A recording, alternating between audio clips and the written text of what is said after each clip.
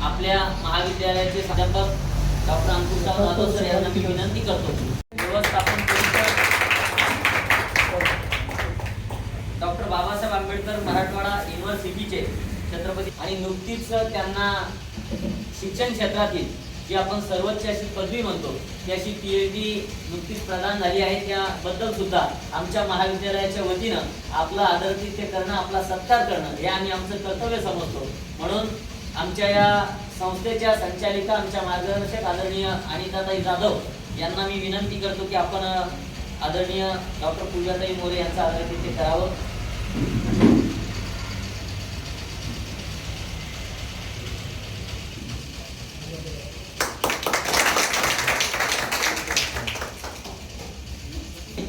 सर्वच पत्रकार बांधव या ठिकाणी उपस्थित आहेत। त्यामध्ये आदरणीय ज्येष्ठ पत्रकार संजयजी पैठणकर साहेब यांचं आदरातिथ्य करण्यासाठी मी आमचे प्राध्यापक उमेश गोडके सर यांना विनंती करतो की आपण त्यांचं या ठिकाणी सत्कार करावा।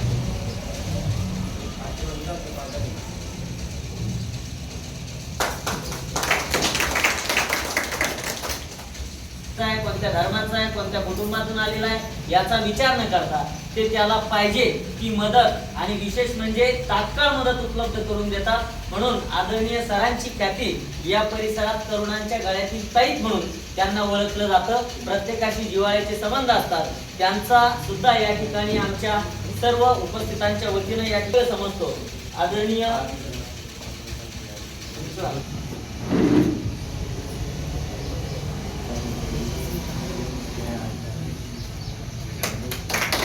ताई जाधव यांचा सत्कार या ठिकाणी डेप्ले मॅडम हे करतील अशी मी त्यांना विनंती करतो।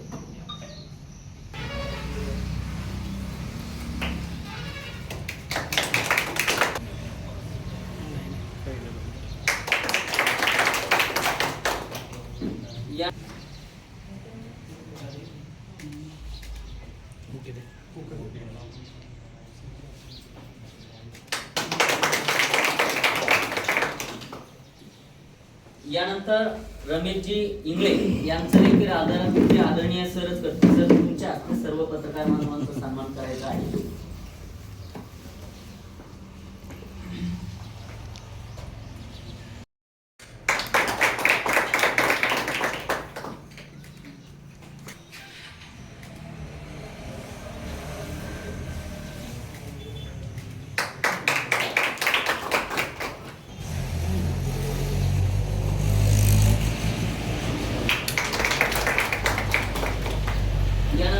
BSc झाल्यानंतर मुलांनी नेमकं काय करायचं की अनेक संधी आहेत, परंतु त्या संधीच्या वाटा शोधण्यासाठी महाविद्यालय सुद्धा आपल्या परिसरात जर असेल तर ते लवकर आपल्याला कळतं। आम्ही ग्रामीण भागातली मुलं पुणे, संभाजीनगर, मुंबई, दिल्लीला जाऊ शकत नाही, म्हणून तुमच्यासारख्या शिक्षण सम्राटांनी ग्रामीण भागामध्ये जर हे कॉलेज आणले तर निश्चितच मला असं वाटतं की तळागाळातील विद्यार्थी लवकर त्या ठिकाणी करिअरच्या वाटा शोधतील आणि त्यांचं कुटुंब अधिक सदृढ आणि मजबूत होईल। कारण सरकार मागच्या काळात नीट फोडतंय, काल परवा TETचा पेपर होता तोही फोडतोय, म्हणजे नेमकं काय फोडाफोडीचं सुरू आहे हे काही मात्र कळत नाही। हा अराजकीय कार्यक्रम आहे, पण माझ्या सारख्या तरुणाला खंत आहे म्हणून काक्रोश सारखे पक्ष उदयास येतात। आणि म्हणून आपण सगळ्यांनी विचार केला पाहिजे की अशी जर शिक्षण सम्राट मंडळी नसली तर तुमच्या आमच्या वाट्याला अवहेल नाही, दुःख येईल, याच्यापेक्षा काहीच नाही। कारण सर सुरुवातीच्या काळात या ठिकाणी विद्यार्थी आल्यानंतर ग्रामीण भागातला विद्यार्थी म्हणायचा की सर PGD MLT ची फीस मी संभाजीनगरला विचारली की 1 लाख रुपये फीस आहे, माझ्याकडे एवढे पैसे नाही। मी स्वतः सरांशी बोलून सरांना सांगितलं की सर आपल्याला फीस कमी करावं लागेल, सरांना विद्यार्थ्यांना काही टप्पे वाढवून द्यावे लागतील। सरांनी सांगितलं की आपण पैशासाठी हे एज्युकेशन सेक्टर उभं केलं नाही, विद्यार्थ्यांना गुणवत्तापूर्ण शिक्षण मिळालं पाहिजे। आणि मला असं वाटतं की 300 घरामध्ये आज आम्ही जवळपास या ठिकाणी PGD MLT चे विद्यार्थी पास आउट केलेले आहेत, याचा आम्हाला मनस्वी आनंद आहे।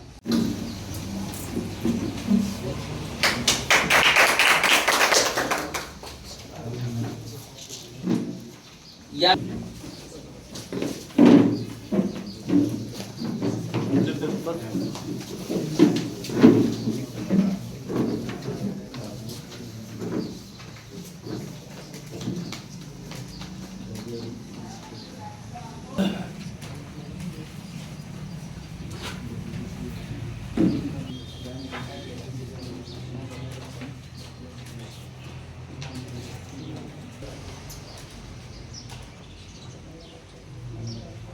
सगळे.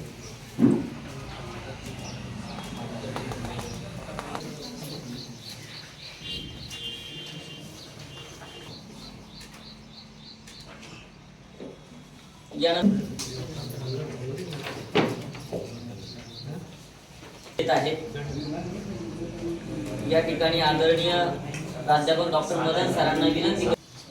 सर, विशेष म्हणजे एकाच वेळेला 3 ठिकाणी सिलेक्शन झालं होतं. एकाच वेळेला पुणे विभाग, संभाजीनगर विभाग आणि नाशिक विभाग. कपडे किशोर पुणे की आपण या ठिकाणी विद्यार्थ्यांना मार्गदर्शन तर करावं, परंतु उपस्थित असलेले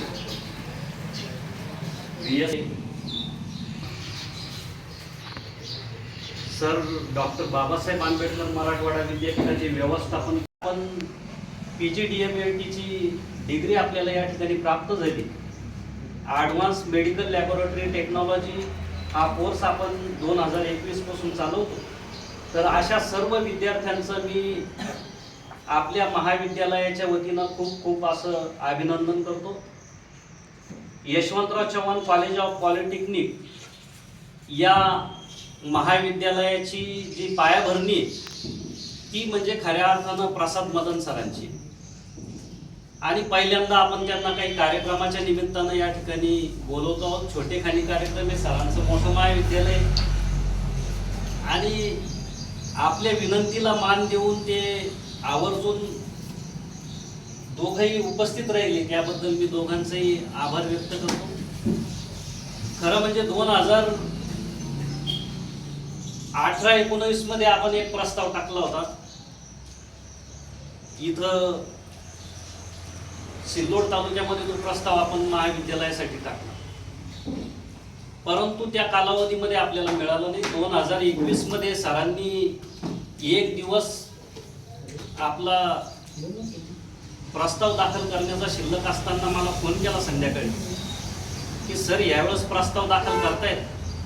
डॉक्टर बाबासाहेब आंबेडकर मराठवाडा विद्यापीठाचे त्यावेळेस सर MC मेंबर होते आणि त्यांनी सांगितलं की आपल्याला आता महाविद्यालय मिळू शकतं, भोकरदनमध्ये तुम्ही प्रयत्न केले पाहिजे. मी त्यांना सांगितलं की सर एकच दिवस बाकी आहे आणि ते माझ्याच्यानं काही प्रस्ताव तयार करणं होणार नाही. ते म्हणले की तुम्ही सगळे जे डॉक्युमेंट संस्थेचे माझ्याकडे पाठवा, पैसे नसतील मी भरून घेतो. सरला म्हणलं सर FD पण होणार नाही, एका दिवसात FD करणं, सगळे डॉक्युमेंट तयार करणं शक्य नाही. ते म्हणले की तुमचे सगळे कागद माझ्याकडे पाठवा आणि तो प्रस्ताव मी दाखल करून घेतो.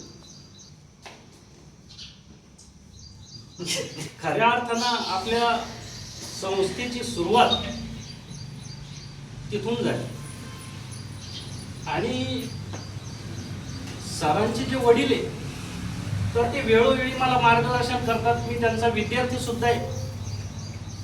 एक सामान्य कुटुंबातून येऊन प्राथमिक शिक्षकाचा मुलगा एक स्वतः नोकरी मिळेल का नाही अशी परिस्थिती असताना सर इथं बसलेले आहेत. सर एक प्रसंग सांगतो. मी आता यांना सांगितलं प्रसाद सरांना की माझं जे लग्न आहे ते विजू भाऊनं जुळवलं. तर त्या कालावधीमध्ये मला सन्माननीय माजी खासदार नातेवाईक असल्यामुळे त्यांनी बोलवलं. त्यांनी सांगितलं की तुला नोकरी आहे का? मी सांगितलं की मला नोकरी आहे. अरे म्हणे तुझं ते जे आमचा पाहुणा आहे त्याला तर नोकरीवाला पोरगं पाहिजे. म्हणलं सर मला नोकरी नाही. ते म्हणले ठीक आहे, काही हरकत नाही, तुला जर जॉब करायचा असला आपल्याकडे जागा आहे. त्यांना सांगितलं की ठीक आहे, जोपर्यंत फुल टाईमची जागा मिळणार नाही, पूर्ण वेळ होणार नाही, तोपर्यंत मी जॉईन होणार. 2-3 ठिकाणी जागा होत्या. आता तिनं सांगितलं की माझा पायगुण झाला.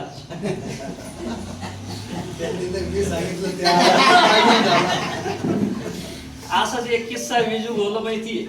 आमचे एक मित्र होते, तर त्यांची पत्नी त्यांना नेहमी म्हणायची की माझा पायगुण झाला, आणि माझ्या वडिलामुळं तुम्हाला पोलीसची नोकरी लागली. त्यानं बऱ्याच वेळेस ऐकून घेतलं, मी ऐकतो तसं.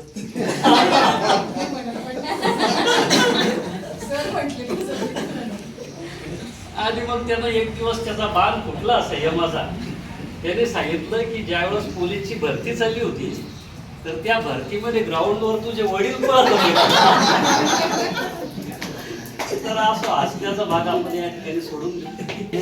खडतर परिस्थितीतून आपण मार्ग काढत या ठिकाणी ही संस्थेची पायाभरणी केली.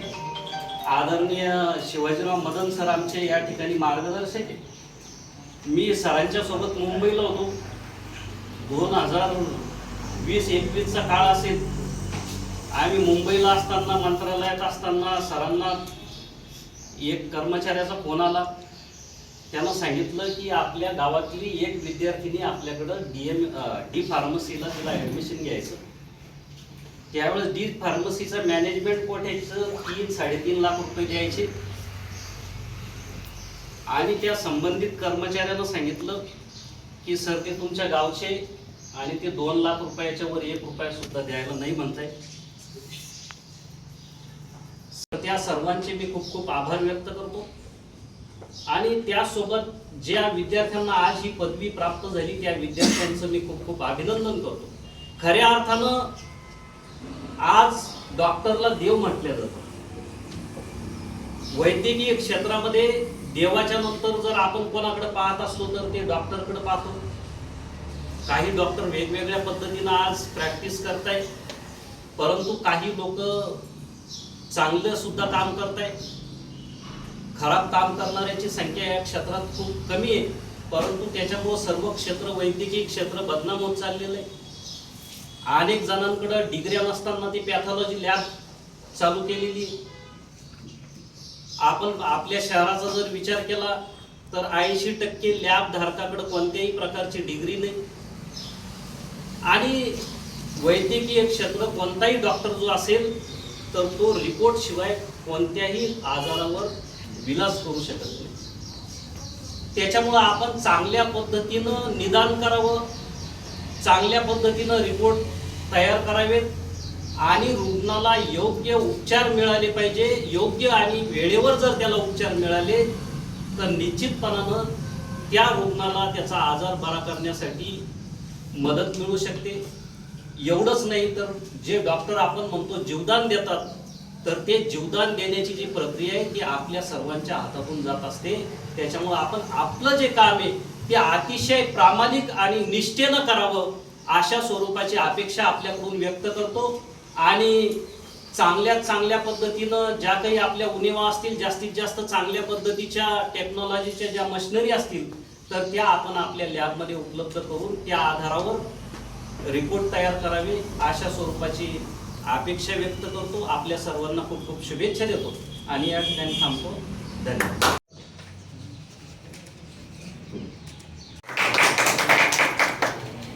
यानंतर स्वप्नील बनकर सर.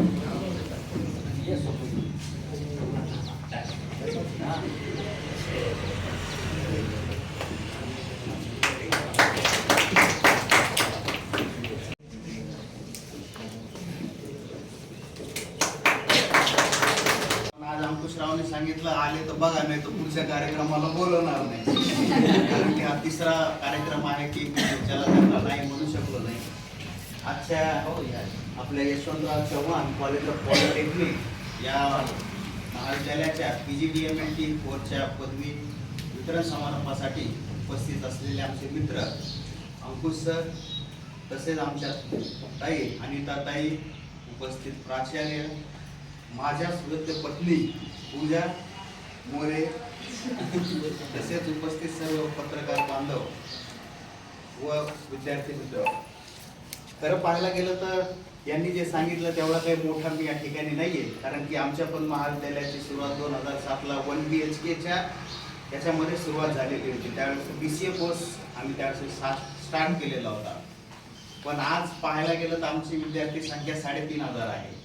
आणि मलाही कोर्सेस लक्षात राहत नाही की माझ्याकडे कोणकोणते कोर्सेस आहेत. मला विचारावं लागतं आपल्याकडे हा आहे का बघा एक वेळेस.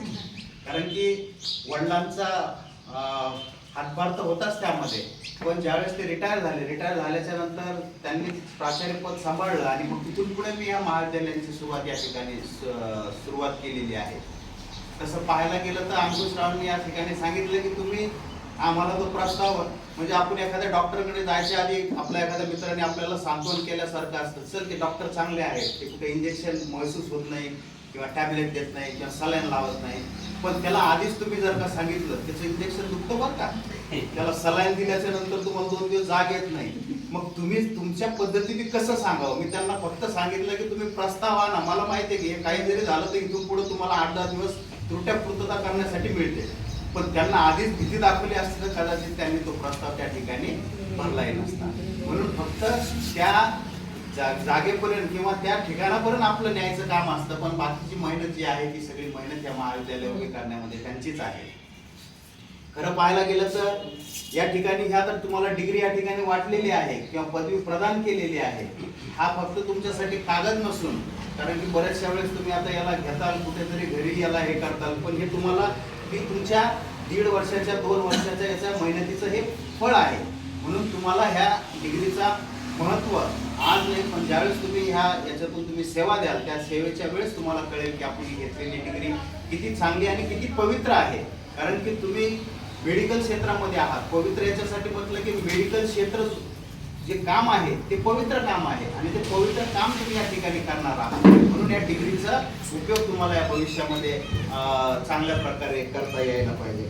खरं पाहायला गेलं तर तुम्हाला बरेचसे या ठिकाणी काय म्हणतात त्याला की तुम्हाला बरेचसे कॉम्पिटिशन या ठिकाणी मिळते, कारण की आता हे युग जे झालेलं आहे ते AI युग आहे, तंत्रज्ञानाचं युग आहे, तुम्ही युवा आहात आणि याच्यामध्ये आपल्याकडे काय होतं, बऱ्याचशा वेळेस कॉपी पेस्टची प्रणाली आजमावली जाते. समजा एखादे तुम्ही आता बाहेर गावाचे आहात, पण तुमच्या इथं मध्ये एखादी पॅथॉलॉजी टाकली तर दुसरा लगेच त्याच्या बाजूला पॅथॉलॉजी टाकतो, तिसरा लगेच त्याच्या बाजूला तो म्हणतो की याच्याकडे ही मशीन नाही तर मी मशीन आणतो. म्हणजे कुठेतरी कॉपी पेस्ट न करता तुम्हाला कुठं वेगवेगळ्या ठिकाणी याचा जर का उपयोग करता आला, जसं एखादं हॉस्पिटल असेल, कोणी पॅथॉलॉजी टाका, कोणी हॉस्पिटलमध्ये काम करा, किंवा कोणाला अजून त्याच्यामध्ये काही तंत्रज्ञान अवगत असेल आणि याला ह्या डिग्रीला पुढे घेऊन जर का ज्ञान घ्यायचं असेल तर त्यांनी त्या क्षेत्रातही या ठिकाणी पुढे जावं. पण कोणतंही काम करते वेळेस जे आहे तर तुम्हाला त्याच्यामध्ये मेहनत आणि तुमची एक तर इच्छाशक्ती असायला हवी, कारण की इच्छाशक्ती नसेल तर तुमचं या ठिकाणी काही होऊ शकत नाही. त्याचे चांगलं उदाहरण म्हणजे मला या ठिकाणी वाटतं, पक्षाशी संबंधित नाहीये पण शरद पवार साहेब सगळ्यांना माहिती असतील, 2007चा विषय आहे, आता इथे बसलेल्या कित्येक पत्रकार बांधवांना माहित असेल. 2007ला अमेरिकेला त्यांची ट्रीटमेंटसाठी गेले होते. तिथे गेल्याच्या नंतर स्वाभाविक आपण आपला डॉक्टर विचारतो की माझा ट्रीटमेंट करणारा डॉक्टर कोण आहे. त्यावेळेस त्यांना विचारले की कोणी डॉक्टर जे आहेत ते आपल्या मुंबईहून येतात आणि